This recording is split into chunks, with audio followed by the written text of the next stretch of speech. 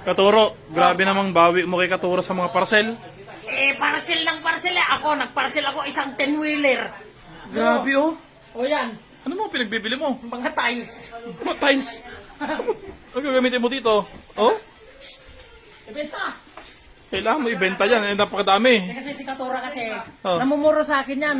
Ilang beses mag-order yan sa isang araw. Na-crave. Ako isang beses lang ako mag-order. Pero isang 10-wheeler naman yung order mo. Grabe ka naman.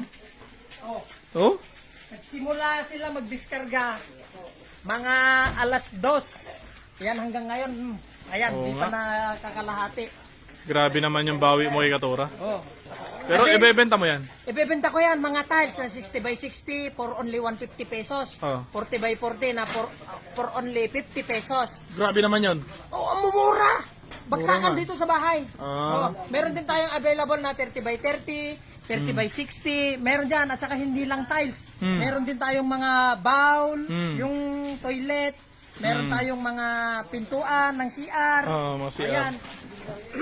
At saka yung tiles natin, meron din partner na adhesive. Yan. May adhesive na rin. Kompleto yan. May wrap. May wrap na tiles, meron din shiny. O kaya yung parang ulo ni Sir Jones niya. Oh, sige. May, Wala, natanong ko lang kasi nagulat ako. sige. Oh. Dami Sige. yan, dami. Oh, So, ibebenta mo pala yan. ibebenta ko yan. Oh, hindi na magagalit si Katura pag Oh, ibebenta. dito lang yan sa Abuan River. Abuan River, dito lang sa bahay ni Katuro. Bahay ni Katuro. Iyon. Yan. Sige. So, yan oh.